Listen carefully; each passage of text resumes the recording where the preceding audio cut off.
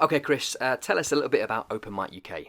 Well, Open Mic's been going since 2008. It did actually start off as a regional competition, believe it or not, and was born out of searching for unsigned acts and artists. And as the thing developed, the concept developed, we suddenly realised that actually this got somewhere to grow. We actually out of this we can catapult artists on the back of winning the competition into bigger and better things, really. So we're very lucky and fortunate. The first year that came along, we had Birdy come along, and at 12 years old, just stole the show, and amazing to have experienced that first off. And then since then, through other competitions, Future Music has found quite a good amount of different acts, and they've all gone on to do good things. And even if they don't, the whole exercise is hopefully a positive development thing for most people, and there's feedback, and it's all done in a friendly atmosphere, and hopefully a good bit of fun as well. And who judges Open Mic UK? Well, it varies. Obviously over the course of the duration of competition, and the main thing is they do get more prestigious as the competition goes on. So certainly once we get to the grand final, we generally have people that work for as A&R for Sony and Universal and Warner in the past. We've had some great judges. Mark Hill's a great supporter of the competition, some great producers, like Lawrence Hobbs, who's worked with Pixie Locke, and Sam Smith, and Mark Hill himself, who's worked with just about everybody and got 4 Ivor and Avella awards. In the past we've also had Noddy Holder come along and judge, and Malcolm McCarran before he died. So we've had all sorts really. Those are good industry celebrities, but more recent times it's been more sort of industry stalwarts that record labels and management and things like that are interested. And we've also had Radio 1 involvement from Annie Nightingale coming along, Raz Kwame, and Tom Deacon, who's now obviously taken over at Capital FM Breakfast Show. So we certainly had a good range, and generally most competitions will see them feature at some point along the line, especially with the record label representatives. And there's a few famous faces behind you actually on that board, but there's been some big names that have come out of the competition, and quite a few of them have done the competition year after year and really progressed. And do you think that's key for these guys that have done well? Well, I think that's as the competitions evolve, we've kind of seen that the actual competition is very much a development sort of system for a lot of acts. People like Luke and Birdy, it wasn't necessarily their first time of doing it. Indeed, if you research it yourself and look at Luke, it's very different from when he obviously came up and won Teen Star, which was the competition he did. But obviously for Open Mic he was very different, but he found his image, he found his style and his charisma and his personality to sort of go that step further. So yeah, I think it's very important. One of many avenues that artists can go through. This is a great opportunity to get involved just by having contacts with other acts that are involved. They can tell you where they're playing, where they're gigging.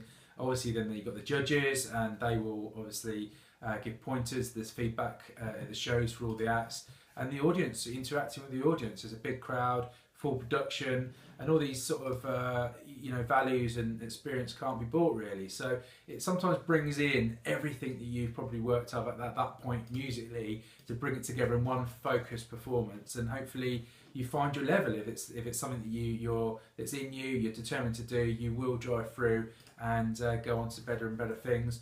Or some people find it out, they really love it and find it's like a hobby, and actually more than happy just to get involved and singing.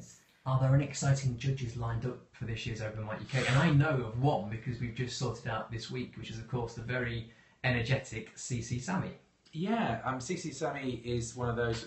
She's a good TV personality across sort of Europe and this country. She's got involved with that. She's also done the grand finals and area finals in the last couple of years. And if she's not busy, she'll come along and do it. So she's great. Mark Hill, as I said before, is a great ambassador for the competition. Has been a supporter and made just about all the out of the country. Made the grand finals the last few years. We've had great support from Sony and Eddie, Evelyn Smith is it, his surname, but Eddie, and also Leila Mancherio, so those guys from Sony, and James Meadows and James Morgan from Universal. These guys are great to be around the competition. They're looking to pick acts up as well, and we don't hope to see all those. Obviously, as we get near the grand final, it's not until way off in January we'll start homing in who we're going to have for the grand final, and hopefully a couple of more different names for that. Morgan Smith has a question for you. The question she's got is, what do you think the best way to find the best song for yourself? So how do you find the best song that suits you? Okay, well I think that can be answered on a number of levels actually. It's a very good question. Firstly, you want to pick one that's obviously fitting your vocal range. It's obviously going to be one that's kind of bringing out your sweeter tones in your vocals. And that's something that obviously you can listen with your own ear if you're good to that, or you can rely on other people that are close to you that have got a good objective view on things. And the vocal coach is often quite good to tell you what you're sounding good at. But often, as all these things, record yourself, listen back, see what you think. Perhaps get other people to sort of evaluate it. If you do 5 different versions of 5 different songs, get your friends and family to rate it, and that will come out on top. The other thing is obviously important song choice wise on a completely different level is needing to connect to the song. If you cannot connect emotionally to a song, then it's going to come across that you're not connecting, the performance is a bit dull, and so therefore you need to pick a song that you feel connected to, you feel you can convey the message in that song. So indeed, I would say it is equally as important. There's obviously a number of other factors as well, but those are the two that I think if you worked on those 2 things, you would definitely be some way to improving the song choice is the right one. Belinda Hallows says, what do the judges look for in a performance? Is it presentation, the look and the voice, the whole package, or are you just looking for the voice at the auditions? Well, we say at every show, it's not just looking for the show. Maybe for the youngsters we have a bit more leniency to, but generally, especially with open mic, we're looking for originality. So that's not to sort of say you can't do a cover version, but what it is to sort of say is that we don't want to hear a same nailed on version as the original artist. We want it to make it different. We want it to be a bit unique to you. And for the youngsters, that might be just changing 1 or 2 things. Certainly for the older ones, we're looking for them to do their own original songs or actually really do something creative and really different. So it's important to be focusing on all aspects. Image is a massive part of obviously any pop culture. I think there's very much a misconception that if you're dressed up and all glammed out, as if you're going to go out nightclubbing, that's an image. Well, yes, you look great and look fantastic on stage, but that's not an image that the audience are taking away and selling your personality, obviously, to the audience. So, images are getting important. I mean, you look back over the years, some people have iconic images that already stand before them. I mean, before probably a lot of the people that go into our competitions, but Boy George, when I was young, was walking around London, and there was already a household name, or certainly around London, before he even released a single. And obviously he went on to Culture Club, and Boy George is probably more famous in America than he is in this country. And I just think in general, over the course of time, people that have come out with that, Lady Gaga, more recent observation, you suddenly, her music, just goes to a different level because everyone is just wanting to see what she's wearing, what she's doing. And obviously there's a theme around that. She wants to be left field, she wants to be different, she wants to stand out. No one's saying that you want to be sort of going on stage with loads of meat draped over you, but you do need to maybe consider it and maybe look at something that just people will remember you and just sort of say, oh, it was the girl that wore that, or the lad that wore this. And if you just sit up there looking all generic with your trousers halfway down your legs and beard and stuff, and that generic look that a lot of lads have, and the same for the girls looking as if they're going nightclubbing, that's not an image. It needs to be a little bit beyond. It needs to be well thought out. So, in answer to the question that I've gone around the house with, I do apologise, is that you do need to bring it all. You need to bring that performance, it needs to be very believable, it needs to be something that we can feel that you're connected to music and you're conveying that message. You need to have good vocals, of course you do, but then also you look at some of the great stars of Robbie Williams and Madonna, they're not the great vocalists, but they've got a good enough vocal to get by. Image again is important, it's a feather in your cap, it's another asset, use it. And obviously that originality factor, so you need all those things. And in terms of our marking through the competition, that's generally the 5 categories. You can only score out of 5 for the vocals, you can only score out of 5 for image. So it's far easier to score higher at your image because you sort that out before you even get on stage. So it's not really necessarily always down to the performance and your ability at that point, but what you do and prepare beforehand. You touched on it there, but I'll just mention a name. Vivi Anne Marie has asked, what categories do the acts get scored on? So just, obviously it's different at the auditions to the regionals, but just explain how it works. Yeah, auditions it's very different. I mean, the whole purpose of the auditions is to actually select the best ones we think are ready to go on stage. We'd never pick anyone that we feel would be a detrimental to put on stage. It's detrimental to the act, it doesn't look good on the competition. So auditions is all about picking the best acts to go to the show who are showing that potential. We'd like to see more auditions and more performance and again that image, but again, if that's not forthcoming, we encourage that for the shows. At the shows, as we've already talked about, you're looking at ability, and that's your vocal ability, or if you're playing guitar or keys, that as well. Your image, your performance, your star quality, and your originality. So that's your out of 5, out of 25. That's how we mark it all the time. And obviously 3 being average, 1 being poor, and 5 being very good. We've got another question from Kirsty Smith. He says, what makes the judges and the audience, or the audience, really enjoy the performance? Well, I think depending on the type of song really, but it's that connection, isn't it? It's connecting to the music, it's connecting us to you and the music, and feeling that you want to be there and you enjoy it. You know, that does take, for some people it comes very naturally, for other people it takes lots and lots of performances. You know, it can suddenly click after the period of time. But there's an element of, you know, you get a lot of these things in terms of like they're singing a sad song or a ballad, and it's the same expression all the way through. There's still highs and lows within a song. There's still bits of euphoria and bits of sadness, and so therefore you've got to bring that emotion out in the song, and that's really key to a really top performance. Next question comes from Laura Whittingham. Her question is that when she sings, she always goes into her own little world, closes her eyes, gets into her emotional world. Does this put the judges off?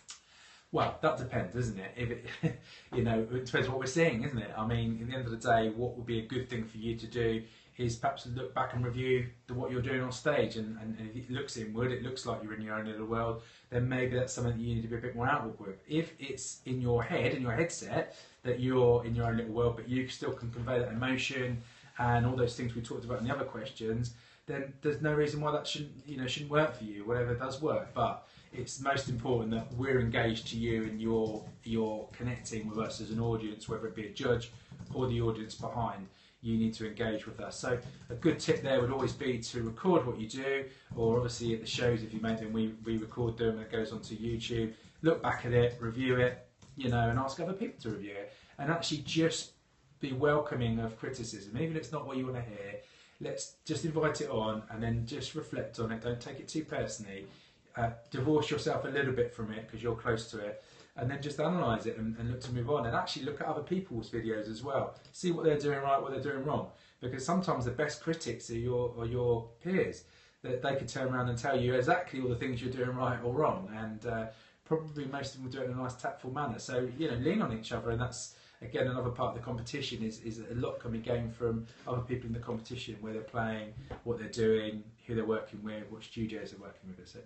Crystal Smith has got a question for you, which is, what do you think that the judges, I mean, we've touched on this already, but obviously there's various answers to these, but what do the judges particularly look for in an artist?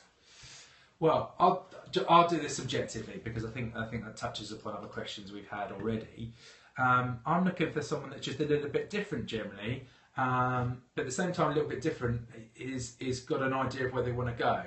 I think it's very difficult, and I think we see this a lot with perhaps the example of people that do a stage or opera or theatre, is that we're not getting really too much about what they're about. It's they're acting someone else, you know, they're acting as someone else. And so what's important for me is I want to see someone with personality that I can see, yeah, you're a bit different. I don't want to Ed Sheeran, you know, want to be, I don't want to see a Beyonce want to be. I want to see someone who's actually who they are. Do you mean their personality coming through, they know where they want to go, and they're a little bit different from anything out there. And if you can do that, and it will take time, and not everyone's expecting everyone in the competition to do that, because it does take years, but if you've got your mindset on that eventually as your end goal, then that's where you need to be at the end. So Alex's question for you is, if you're going to sing a cover song, what do you need to do with it to win the competition? And do you think as a singer in the music industry, do you have to be able to write your own songs? Well, there's less and less revenue streams in the record industry these days. One of them, as a surefire way, is if you write songs, because whether you're the singer singing them or someone else does, if that song does very well, you're set to do very well out of it. As a singer, it's very two different disciplines. As a singer, you're a vehicle for that song. What's very important is that you are unique and do something different. No one wants to hear, if you're going to do a nailed on version of the original, it's just going to be karaoke. Now I'd always sort of say, and sort of for example, Teen Star has always been someone who's done an original song that's won it.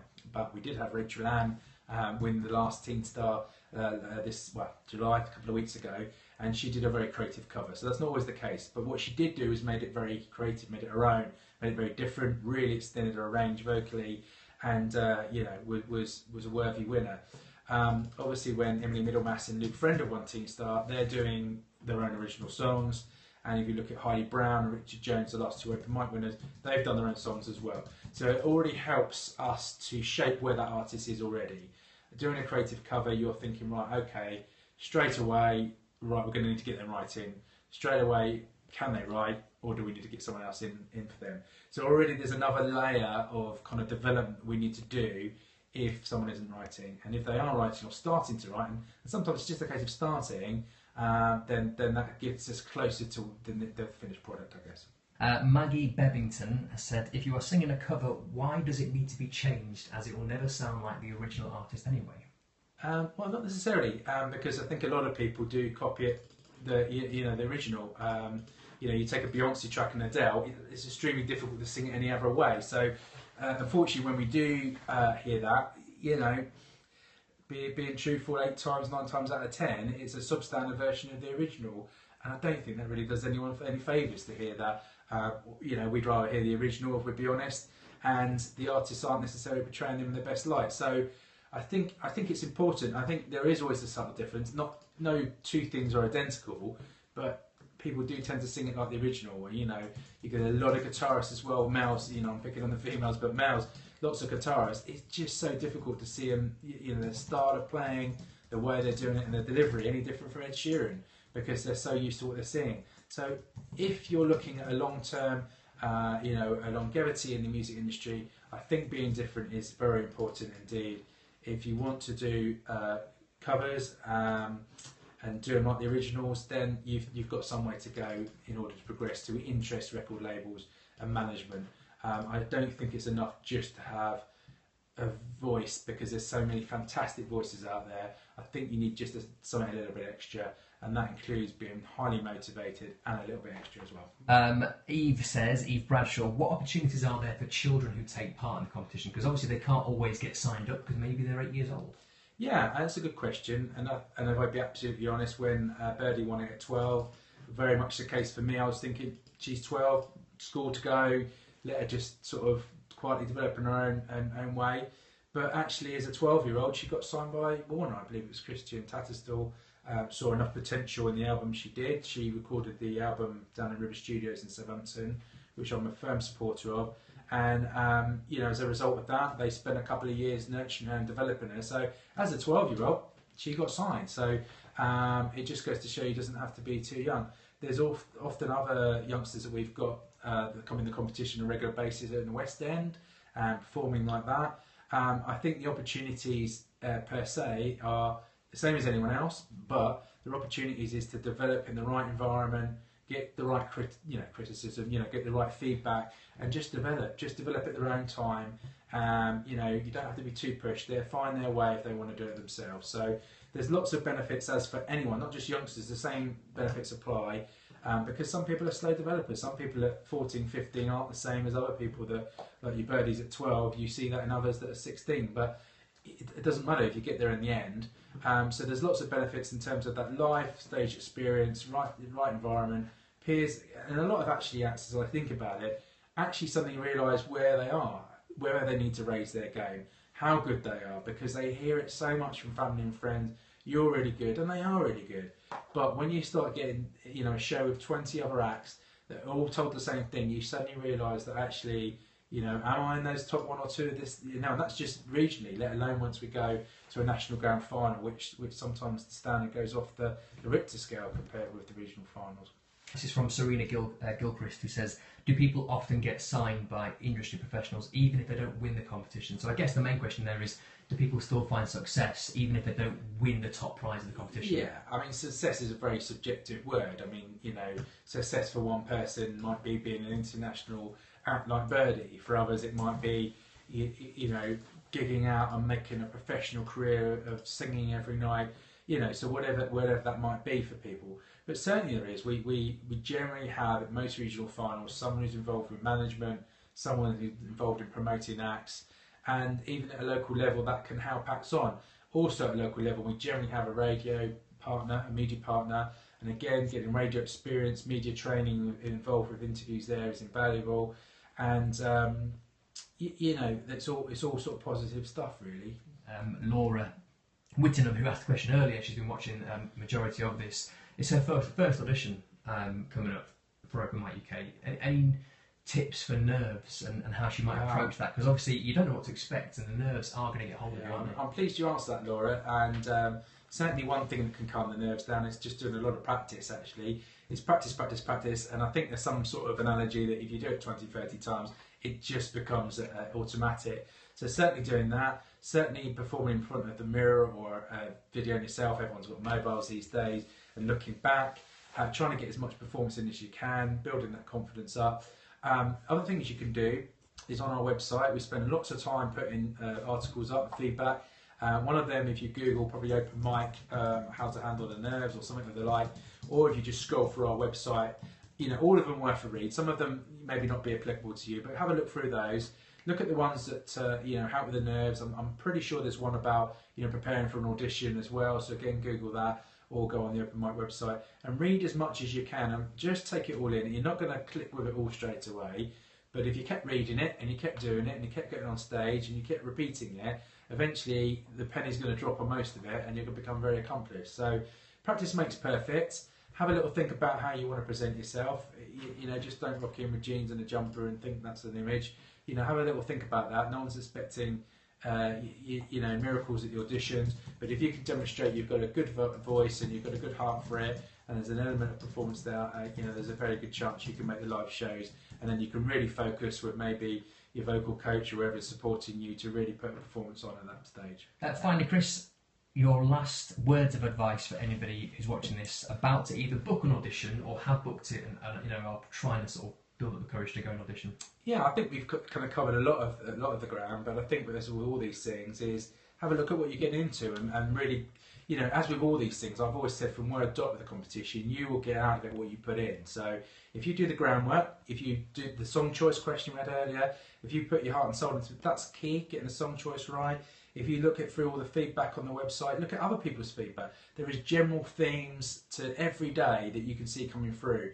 You know, pick a different song, do this, do that. Just read as much as you can. You know, hopefully it's engaging, hopefully it's interesting to you. Even if it's the case that you scroll through and there's one or two, that's certainly better. And the people that are asking the questions are doing the right things as well. The fact they're here, they're asking questions, is they want to know and they want to improve and develop. So those are the sort of things you should be doing at this point, and then obviously put it into practice on stage, which is always that sort of key thing. There's an element of just genuine talent, and there's an element that you need to make sure your talent is in the best possible way. So the same as an athlete, the same as a footballer, the same as anything, you know, they work really hard to make sure they're as best as they can be. A singer's no different.